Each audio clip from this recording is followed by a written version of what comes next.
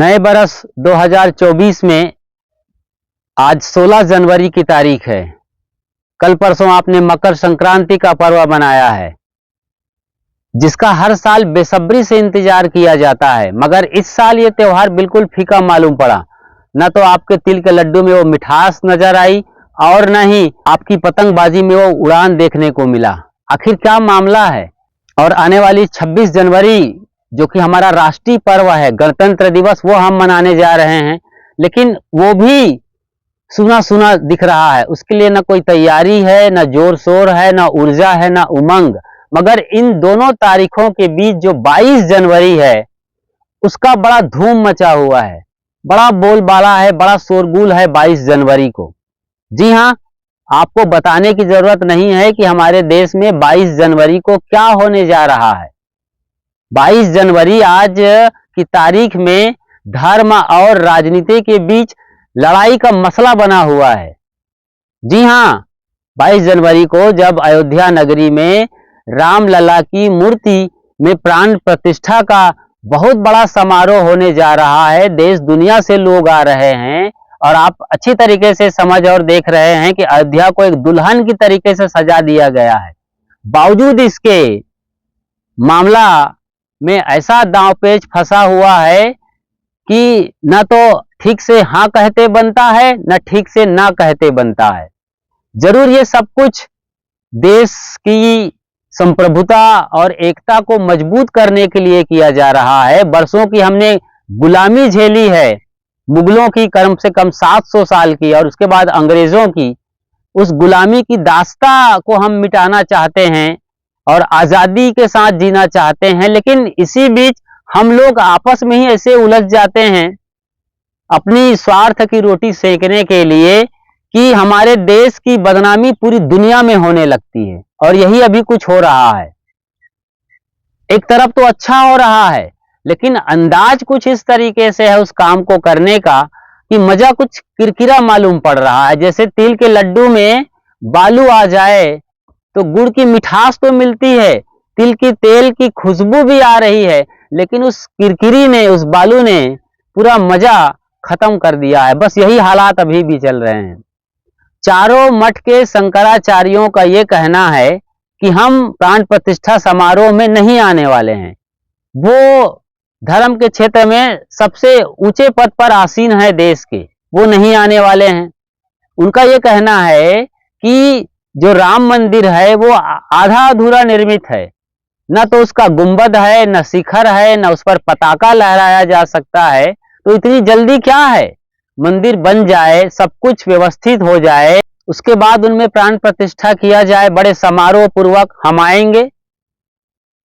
और उनका इनडायरेक्टली ये कहना है कि मोदी साहब जो देश के प्रधानमंत्री हैं, वो 2024 में, मतलब इसी बरस जो लोकसभा का चुनाव होने वाला है, उसके लिए वो वोट बैंक स्थापित करने के लिए जल्दीबाजी में राम मंदिर के में प्राण प्रतिष्ठा करने जा रहे हैं। तो कई तरीके से ये बातें निकल कर आ रही हैं। बहुत सारी बातें हैं जो आप न्यूज़ चैनल में, इलेक्ट्रॉनिक्स और प्रिंट मीडिया में, सोशल मीडिया में पढ़ रहे हैं, देख रहे हैं, सुन रहे हैं। हमें उन चीज़ों को बताने की जरूरत नहीं है, लेकिन इन सब के बीच जो बातें निकल कर आ रही हैं, जिन्हें हमें देखना चाहिए, समझना चाहिए, जानना चाहिए, उस पर किसी का ध्यान नहीं है। भगवान राम जिस हस्ती को कहा जाता है इस देश में, उस महाराज राम के जीवन दर्शन से सीखने की किसी को उत्कंठा नहीं है। हालांकि हमारे देश में राम नाम की बड़ी प्रतिष्ठा है। स्वयं सदगुरु कबीर साहब ने भी अपने मौलिक रचना बीजक में कम से कम 200 बार राम शब्द का नाम लिया है, राम की महिमा को गाया है अपने अंदाज में।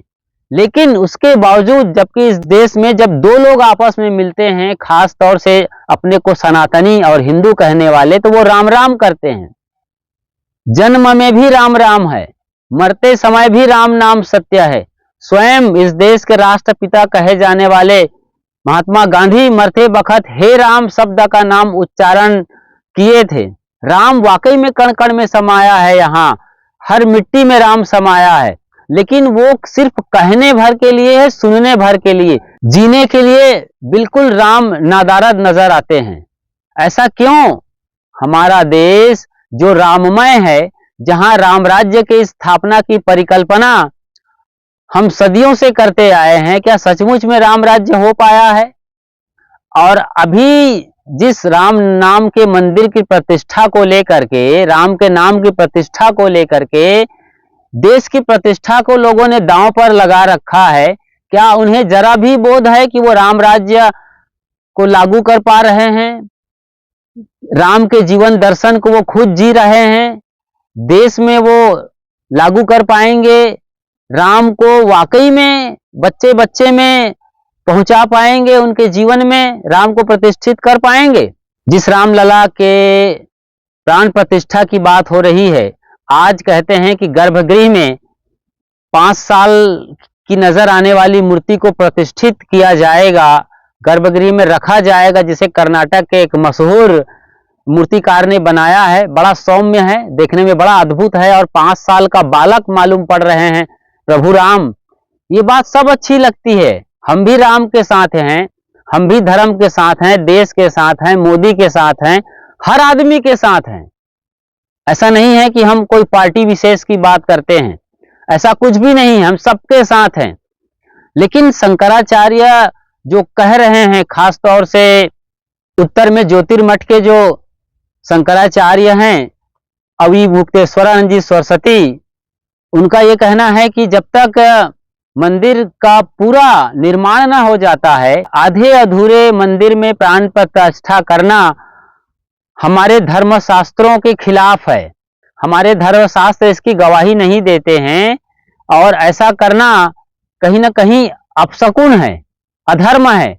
और बात करें पुरी के शंकराचार्य स्वामी निश्चलानंद सरस्वती जी का, तो उनका कहना है कि अधूरे मंदिर में प्राण प्रतिष्ठा की जाएगी, जिसका न शिखर है न गुंबद है।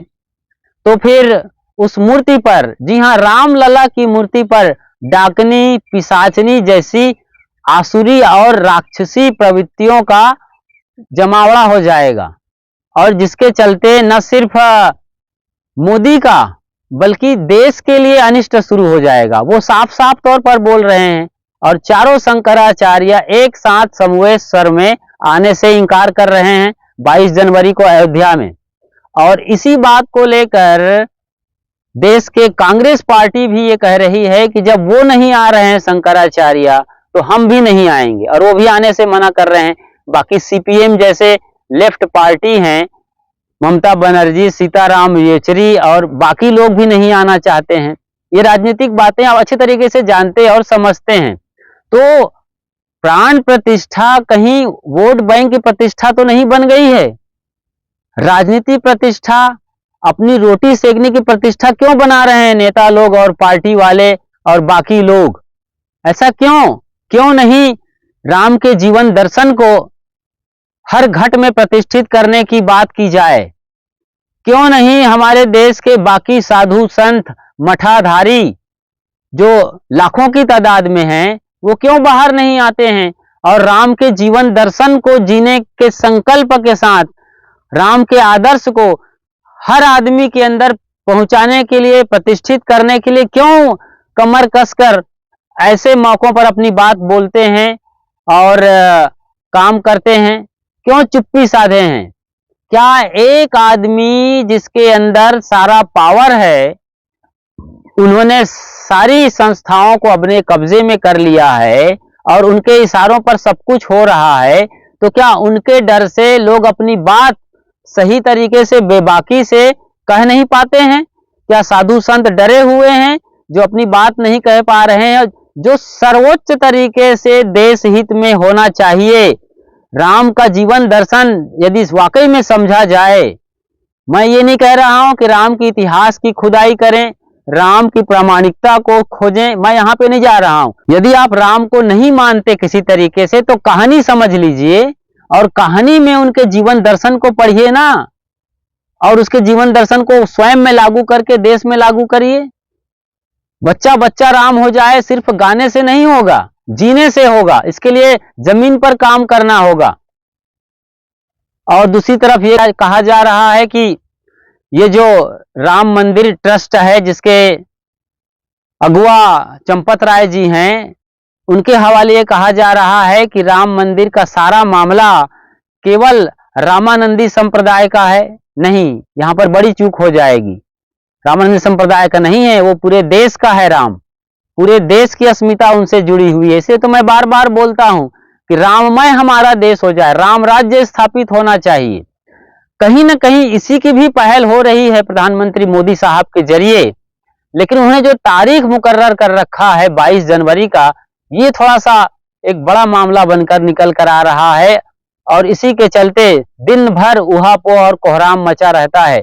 अब ये मीडिया की बात नहीं रह गई, ये जमीन पर आ गई है। गांव गांव चौपालों में चर्चा हो रही है, खेत खलिहानों में चर्चा हो रही है, घर परिवार के आंगन में ये चर्चा का विषय बन गया है। क्या धर्म और राजनीति में लड़ाई शुरू हो गई है? क्या शंकराचार्य या उन जैसे साधु संत और महंत जो बोल रहे हैं कि कहीं ना कहीं मंदिर वाकई में सही तरीके से निर्मित हो जाने पर प्राण प्रतिष्ठा होनी चाहिए था रामलला की, वो बात सही है? या 22 जनवरी में फटाफट आनन फानन में ये प्राण प्रतिष्ठा कर राजनीतिक रोटी सेकने की मोदी की, या 2024 में वो तीसरी बार प्रधानमंत्री के पद पर आने के लिए देश का वो नब्ज टटोल रहे हैं, और एक बड़ा वो भाव और लेकर के इमोशनल ब्लैकमेलिंग का काम कर रहे हैं। तरह तरह की बातें हो रही हैं, लेकिन मैं इन चीजों पर बात नहीं करना चाहता। आप ये बात सुनते हैं, खुद भी करते होंगे, आप जानते हैं इन चीजों की बहुत बड़ा मेरी नजर में कोई मूल्य नहीं है। प्रधानमंत्री मोदी साहब बन के आए, मैं भी यही चाहता हूं, या उनके जगह पर जो भी आए वो देश की अस्मिता, संविधान, हमारे देश की जो गौरवशाली परंपरा है, भारतीय संस्कृति और सभ्यता है, उसको लेके चले, और सबको लेकर चल करके अध्यात्म के शिखर को जी करके महान राष्ट्र का जो सपना हमारे लाखों क्रांतिकारियों ने देखा था, आजादी के कुर्बानी में उन्होंने जो अपना खून बहाया है, प्राण न्यौछावर किया है, तो उनके और उनके पहले जो देश के ऋषि मुनि, हमारी तपस्विनी बहनें जो अपना बलिदान कर गए हैं, वो सब एक बार फिर से पुनर्जीवित हों, उनका जो सपना है वो पुनर्जीवित हो, और हमारा देश सचमुच में विश्वगुरु बन के आए, इसकी बात मैं कर रहा हूं।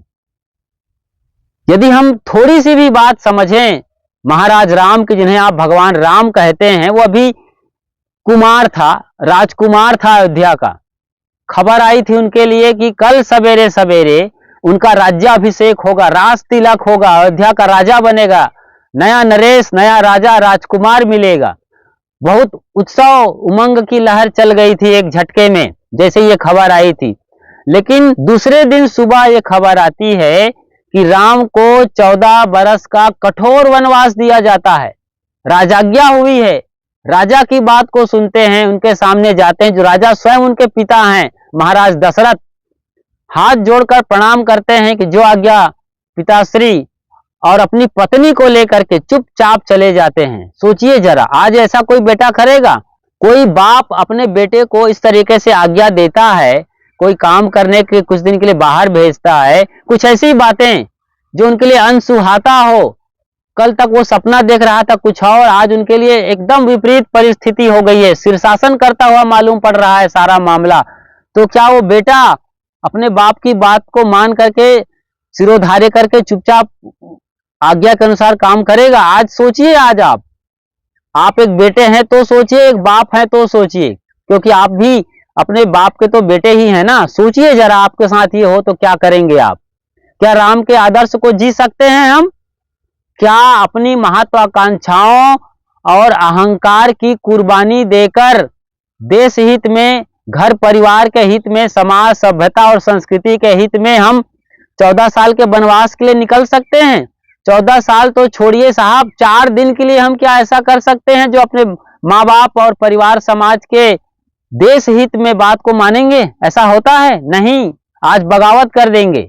आज यदि आज के लड़कों में राम को देखा जाए तो वो बगावत कर देंगे और कहेंगे कि पिताश्री, ये आपकी और माँ कैकेयी की बात है, आपने किस वजह से क्या किया था, अपनी बात को हारा था या आपने कबूला था, वो आपकी कमाई, हमारा उससे कोई मतलब नहीं है। हम तो आज राजकुमार बनेंगे, हमें चाबी और सत्ता दे दो और आप आराम से बैठो, आपको गर्म पानी, गर्म रोटी और गोली मिलती रहेगी, ये बोल दिया जाएगा। भले गर्म रोटी, गर्म पानी और गोली ना भी दे सके तो उनको एक किनारे कर दिया जाएगा, और ज्यादा ही कुछ हुआ तो जेल में डाल देंगे। आज के बच्चे अपने बाप को मार देते हैं, हत्या कर देते हैं। बताने की जरूरत नहीं है, बड़े बुजुर्गों के साथ, अपने माँ बाप के साथ देश का बच्चा क्या कर रहा है, कुछ अंशों में ही सही, लेकिन हो क्या रहा है। जरूर अच्छे लोग आज भी हैं, तभी ये देश और दुनिया चल रही है, इसमें कोई शक नहीं है। और वही राम जब 14 बरस बाद लौटते हैं, इसके बीच की कहानी आप अच्छी तरीके से जानते हैं क्या क्या हुआ है। सच में बच्चा बच्चा जान रहा है, मुझे बताने की जरूरत नहीं है।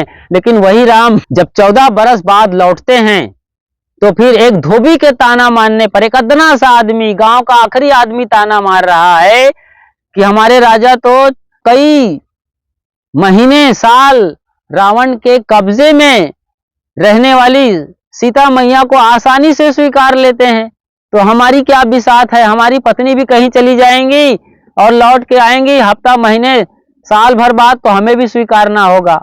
अब मर्यादा पुरुषोत्तम राम के लिए बड़ा ये प्रश्न चिन्ह खड़ा हो गया, और उन्होंने फिर राजाज्ञा दी भाई लक्ष्मण के जरिए रथ से मां सीता को, जिनके पेट में उनके अपने बच्चे राजकुमार पल रहे थे अयोध्या के, दो दो, उन्हें देश निकाला दे दिया और जंगल में छोड़वा दिया। क्या आज ये संभव है?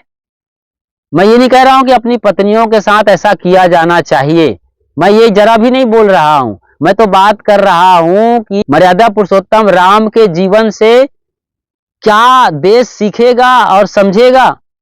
पद पद पर उन्होंने मर्यादा का निर्वहन किया है, देश हित, समाज हित, राष्ट्र हित में उन्होंने काम किया है।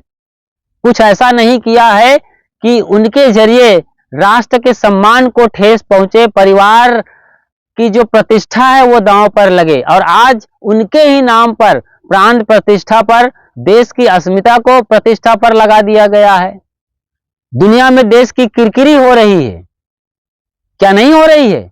बाकी लोग जो सुन रहे हैं, समझ रहे हैं, देख रहे हैं कि भारत देश अपने ही भगवान के नाम पर राजनीतिक रूप से बटा हुआ है, धार्मिक रूप से बटा हुआ है और आर्थिक रूप से बटा हुआ है। मतलब कई तरीके की विसंगतियों के दौर से गुजर रहा है।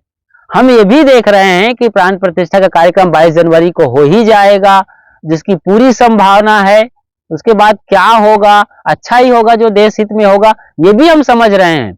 लेकिन बड़ी आसानी से नहीं हो रहा है, प्रेम पूर्वक सबको एक साथ लेकर जो होना चाहिए था, नजर नहीं आ रहा है। जरूर देश की और भाजपा की, मोदी की यदि हम बात करें कि हमने जो दंश झेला है, तकरीबन 1000 साल की गुलामी, जिसमें 700 साल तो हमने मुगलों का गुलामी झेली है, उसके बाद 200 बरस अंग्रेजों के साथ हमें जीना पड़ा है, उनके पैरों तले हम कुचलते जा रहे थे। तो ये बड़ी जुल्म, अत्याचार और गुलामी झेला है, उसका दंश आज भी हम झेल रहे हैं। बात करें राम जन्मभूमि बाबरी मस्जिद विवाद की, तो ये 500 साल पुराना मामला है। 1528 में कहा जाता है कि बाबर ने राम मंदिर को तोड़ करके मस्जिद बनाया था, और ये 500 साल से हमारा देश लड़ रहा है तरह तरीके से। लाखों लोगों ने इसके पीछे कुर्बानी दी है, जिनके नाम भी याद नहीं है, वैसे जाने अनजाने लोग कुर्बान हुए हैं इसके पीछे। फिर धीरे धीरे जब समझ में बात आने लगी तो लोग खड़े हुए, और करीब करीब 100 साल का इतिहास हम देखते हैं। तो कोर्ट कचहरी मुकदमे से हम होते होते आखिर में पहुंचे थे 6 दिसंबर 1992 को, जब वो तथाकथित बाबरी मस्जिद का ढांचा ढहाया गया था। उसके बाद सुप्रीम कोर्ट ने सारे प्रमाणों को देखते हुए उस जगह पर राम मंदिर या राम के अवशेष को देखते हुए कहा जाता है कि उन्होंने मंदिर के स्थापना के लिए हरी झंडी दिखा दी थी और उसके बाद से ये मंदिर निर्माण की प्रक्रिया शुरू हुई है और प्राण प्रतिष्ठा 22 जनवरी को है। हो सकता है आप जा रहे होंगे और वहां बहुत भीड़ होगी, तो अब ये आप नहीं भी जा रहे हैं तो कोई बड़ी अच्छी बात है। उतनी बड़ी भीड़ को झेलने की आप समर्थ शक्ति रखते हैं तो आप जाएं, वरना आप चैनल पर देख सकते हैं, लाइव ब्रॉडकास्टिंग देख सकते हैं।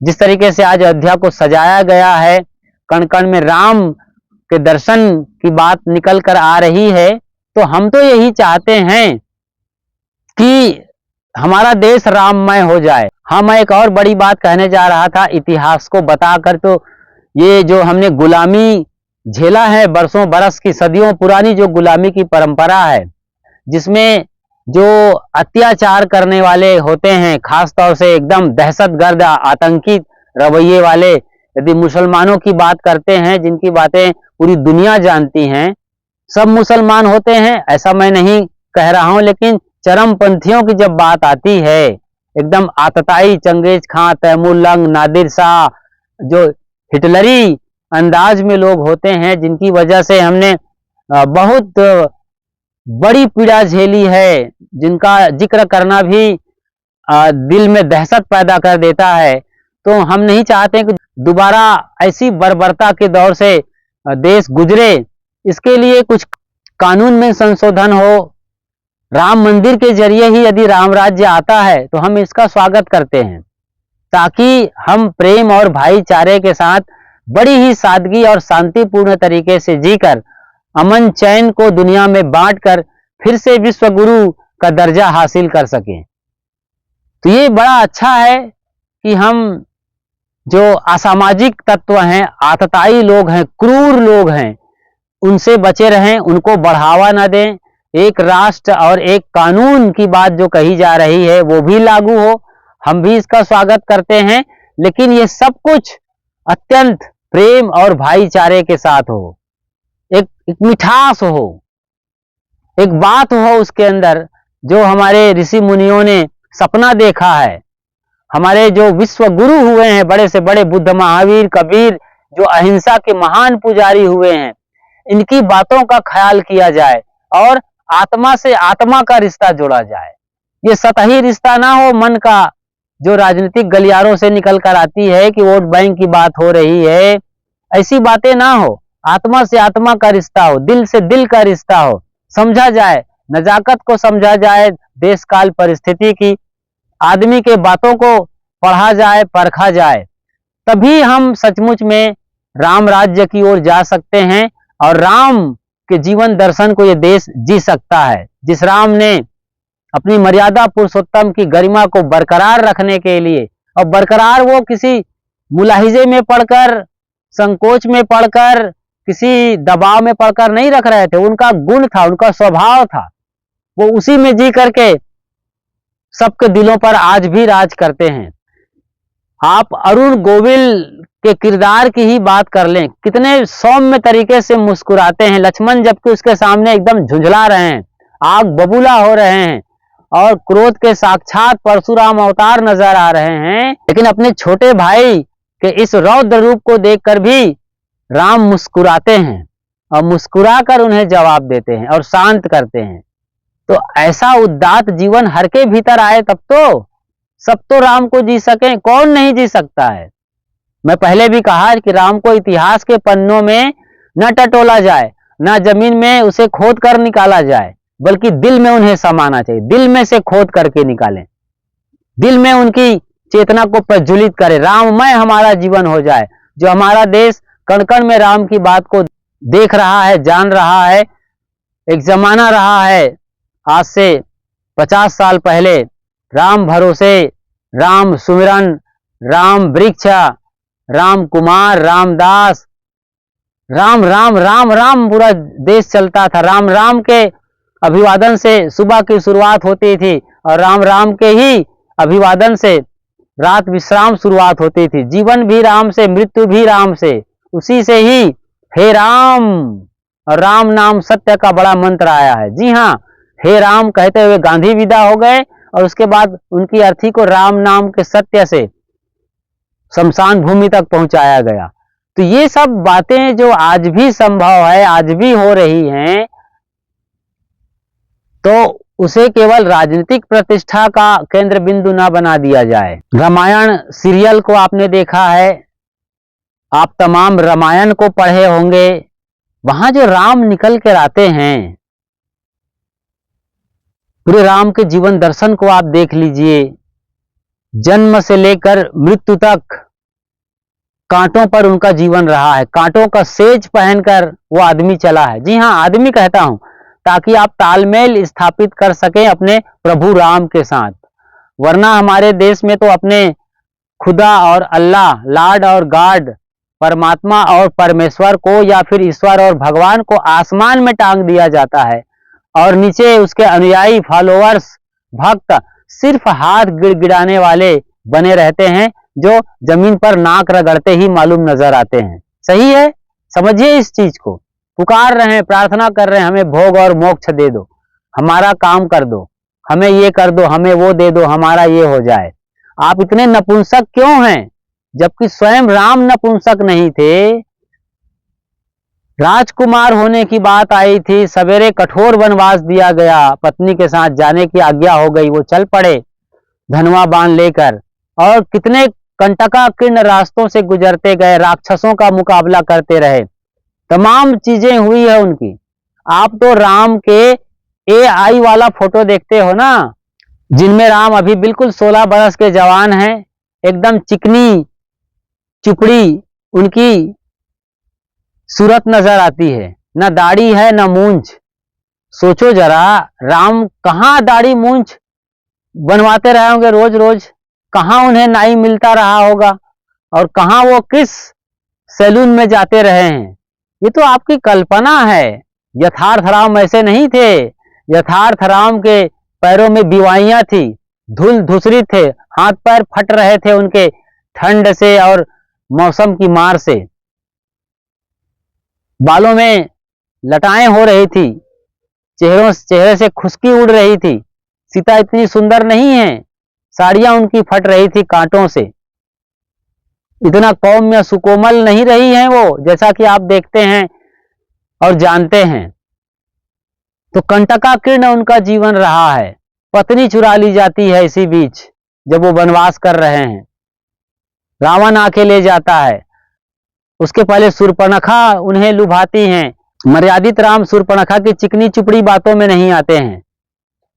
जब वो लक्ष्मण के साथ कुछ ज्यादा ही करना शुरू कर देती हैं, तो कहते हैं उनकी नाक काट दी जाती है। नाक काटना एक रूपक है, नाक काटने के पीछे बात करें तो बहुत दूसरी बात निकल के आती है, उस पर भी चर्चा करेंगे। लेकिन यहाँ हम समझते हैं कि उन्होंने उनको वापस भेज दिया किसी तरीके से, और फिर वो बात पहुंच जाती है रावण के पास। रावण अपने बहन का अपमान बर्दाश्त नहीं करता है, और ये सुनकर कि 2 वनवासी छोकरे जंगल में घूम रहे हैं, उनकी पत्नी बड़ी सुंदर है, उनका लालच जग जाता है और वो हरण कर लेता है। उसके बाद जो भी लंका कांड होता है, लंका दहन होता है, उसे बताने की जरूरत नहीं है आपको। हालांकि रावण बड़ा महान पंडित रहा है, शास्त्रों का ज्ञानी रहा है, शिव का भक्त रहा है। शिव तांडव जिसे आज देश गा रहा है, वो रावण का ही लिखा बताया जाता है। तो बहुत सारी बातें हैं यदि आप सीखना और समझना चाहें।